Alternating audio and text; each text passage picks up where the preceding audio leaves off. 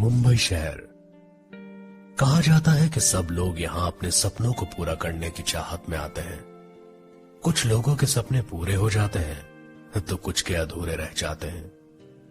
मुंबई शहर चकाचौंध का शहर है, पर इसी शहर में एक काली दुनिया भी है। यहाँ पर अलग अलग लोगों की अलग अलग गैंग होती है। कई गैंग छोटी होती है तो कई गैंग बड़ी। हालांकि इन गैंग वालों के कुछ उसूल भी होते हैं और ये लोग अपने उसूलों के बहुत पक्के होते हैं। ऐसे ही उसूलों पर जीते आए हैं समरवीर सिंह राणा। सब उन्हें राणा साहब के नाम से जानते हैं। गैंग लीडर तो हैं, पर अपने उसूलों पर जीते हैं। कहने के लिए वो एक बहुत बड़े कंस्ट्रक्शन बिजनेस के मालिक हैं और उनके अंडर एक सिक्योरिटी एजेंसी भी है जो अपने बेहतरीन काम के लिए पूरे देश में फेमस है। उस एजेंसी का नाम उनके पापा ने रखा था, SR सिक्योरिटी। इस एजेंसी के सिक्योरिटी गार्ड बड़े बड़े लोगों के सिक्योरिटी डिपार्टमेंट में हैं। बड़ी बड़ी सेलिब्रिटी भी SR सिक्योरिटी के गार्ड्स को ही लेना पसंद करती हैं। यहां तक कि कई बड़े नेता भी SR सिक्योरिटी गार्ड को ही अपनी पहली पसंद मानते हैं।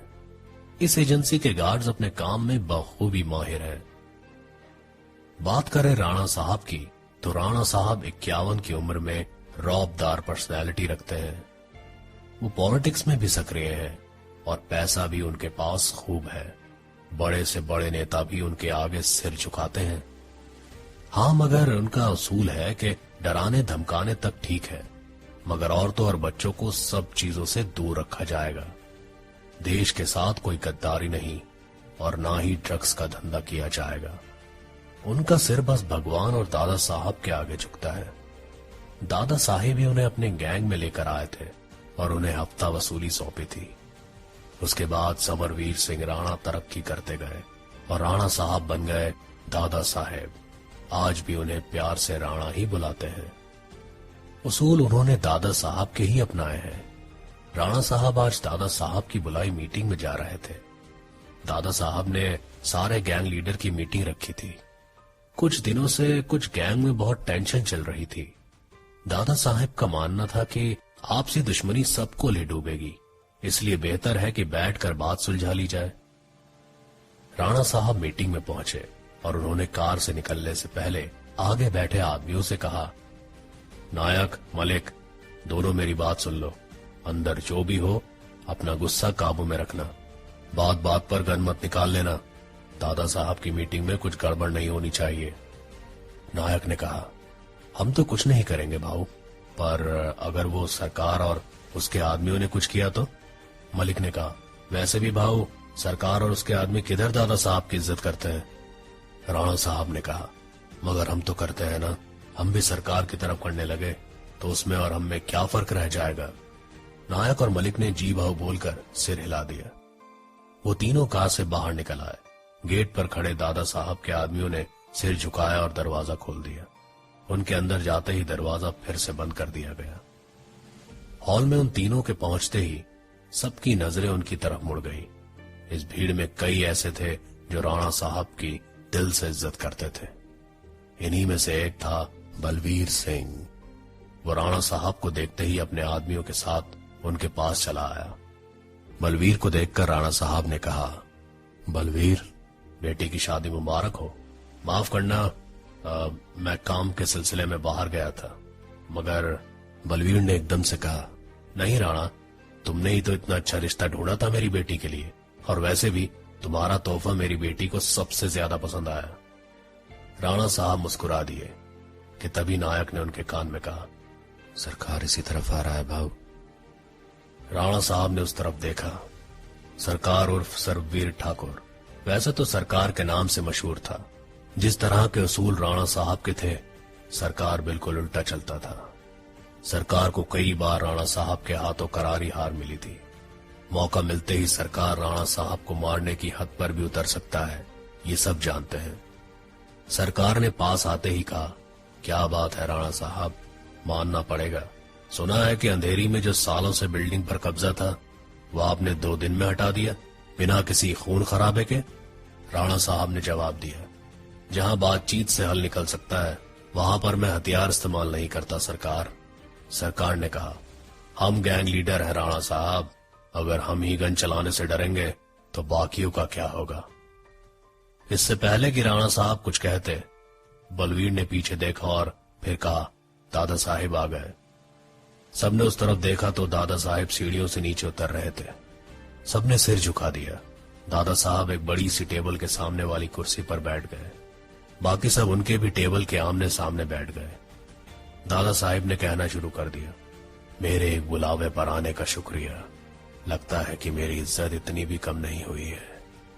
सरकार जो उनके साथ वाली कुर्सी पर बैठा था, उसने कहा, दादा साहेब आपकी इज्जत कभी कम नहीं होगी। दादा साहेब ने मुस्कुरा कर कहा, ऐसी बात है तो फिर तुम वही सब काम क्यों कर रहे हो जिसको करने के लिए तुम लोगों को मनाई है। सब चुप हो गए। दादा साहेब भले ही 70 पार कर चुके थे, मगर उनका दबदबा अभी भी कम नहीं था। दादा साहेब ने राणा साहब की तरफ देखते हुए कहा, एक राणा ही है जिसने अभी तक उसूलों को बरकरार रखा है। तुम सब अपनी मनमर्जी पर उतर आए हो अभी से। सबने सिर झुका लिया। दादा साहेब ने एक मोटे से आदमी जो सरकार के साथ बैठा हुआ था को देखकर कहा, विनायक, तुम्हारे बेटे और उसके दोस्तों ने तुम्हारी पार्टी की पोजीशन का फायदा उठाकर एक लड़की को रोज तंग करता है। उसकी शादी तक तोड़वा दी तुम्हारे बेटे ने। विनायक ने एकदम से कहा, नहीं नहीं दादा साहिब, ये सब झूठ है। वो लड़की ही।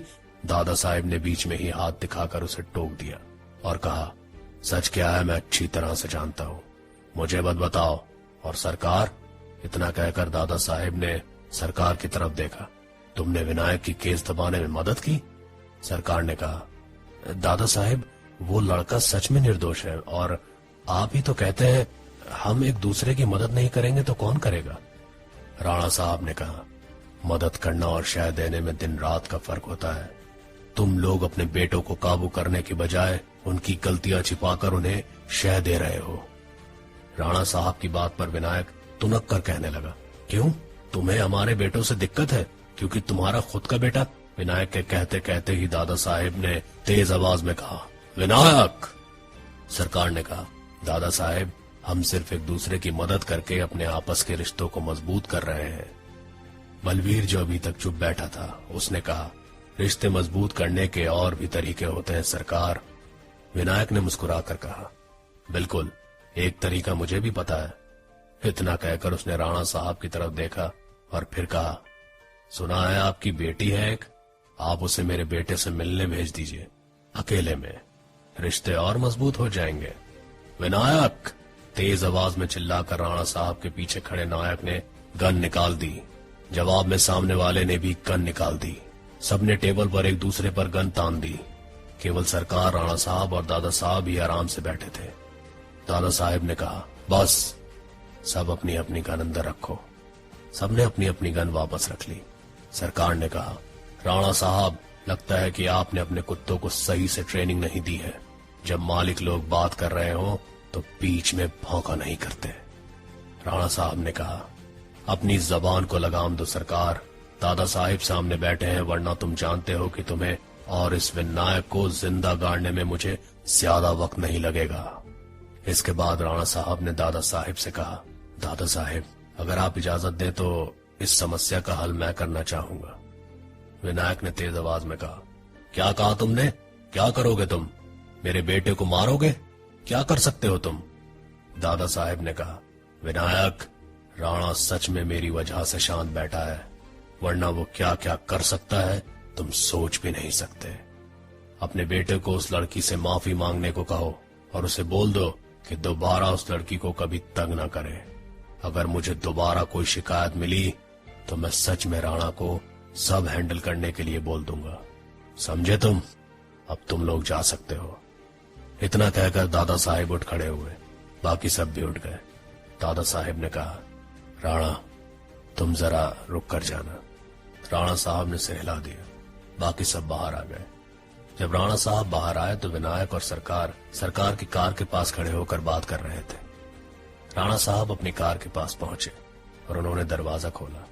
तभी सरकार ने पीछे से आकर दरवाजा पकड़ लिया। राणा साहब, नायक और मलिक ने एक साथ सरकार की तरफ देखा। सरकार ने मुस्कुरा कर कहा, राणा साहब, अंदर जो भी हुआ उसे दिल पर मत लीजिएगा।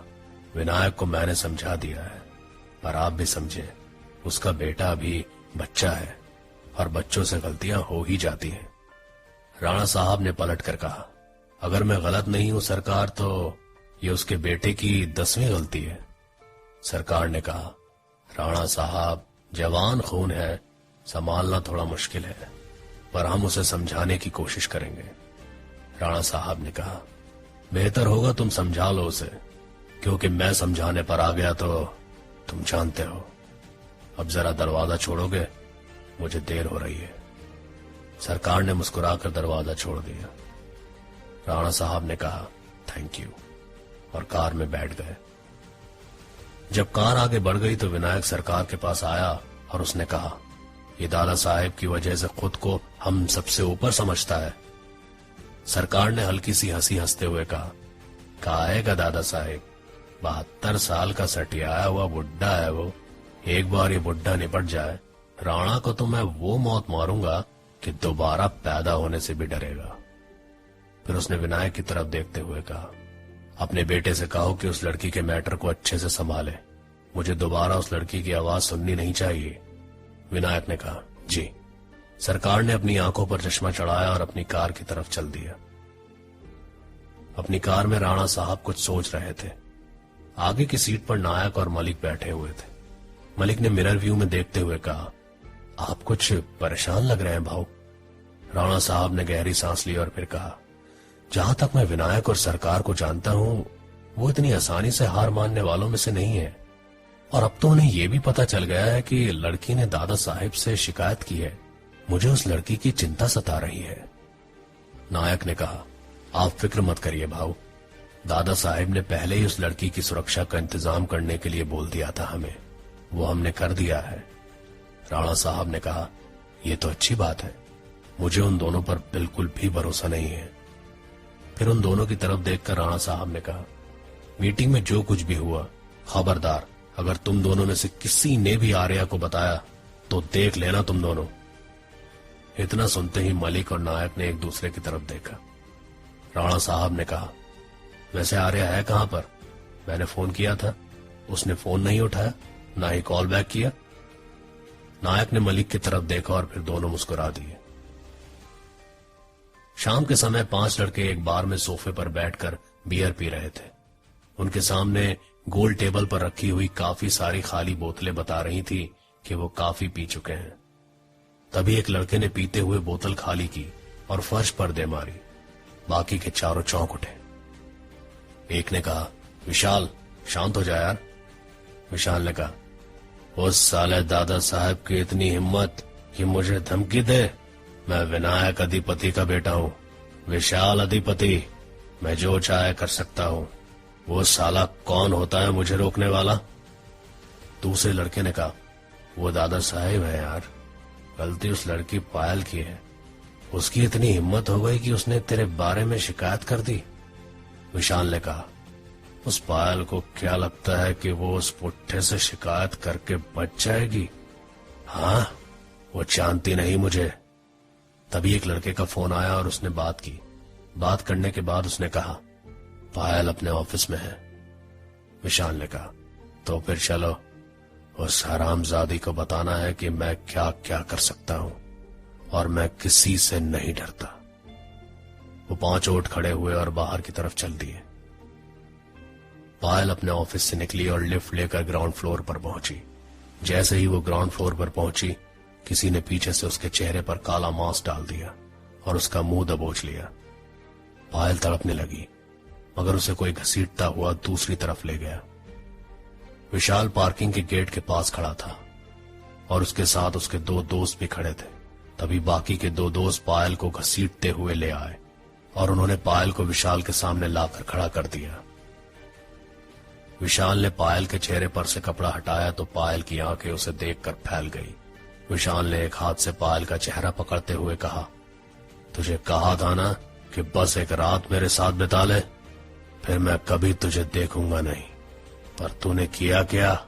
उस दादा साहब से शिकायत कर दी। तुझे क्या लगा कि वो पुट्ठा मुझे रोक लेगा? अब तू देख देखिए मैं क्या कर सकता हूं। इतना कहकर उसने उन दोनों लड़कों से कहा, ले चलो इसे। पायल की डर के मारे आवाज नहीं निकल रही थी। पायल ने छूटने की कोशिश की, मगर वो उसे घसीटते हुए कार की तरफ ले गए। वो पांचों कार के पास पहुंच गए, पर कार की तरफ देखते ही चौंक गए। एक लड़का कार की टेक लगाकर सिर झुकाकर खड़ा था। उसने एक पैर थोड़ा आगे रखा था और एक कार के साथ टेढ़ा करके लगाया हुआ था। उसने दोनों बाजू लपेटे हुए थे। एक और लड़का कार की बोनेट की टेक लगाकर खड़ा था। उसने भी अपने बाजू लपेटे हुए थे। विशाल की नजर ऊपर की तरफ गई। कोई कार के रूफ पर बैठा हुआ था। उसकी टांगे नीचे शीशे पर लटक रही थी और पैर उसने कार के बोनेट पर रखे हुए थे। उसके दोनों हाथों को उसने फैलाकर कार के रूफ पर रखा हुआ था। उसका सिर ऊपर की तरफ था और उसकी आंखें बंद थी। विशाल ने तेज आवाज में कहा, Who the hell are you? तभी विशाल के एक दोस्त की नजर रूफ पर बैठे इंसान के हाथों पर गई। उस इंसान की कलाई पर बब्बर शेर का टैटू बना हुआ था। आर्य सिंह राणा? विशाल ने चौंक कर सामने देखा।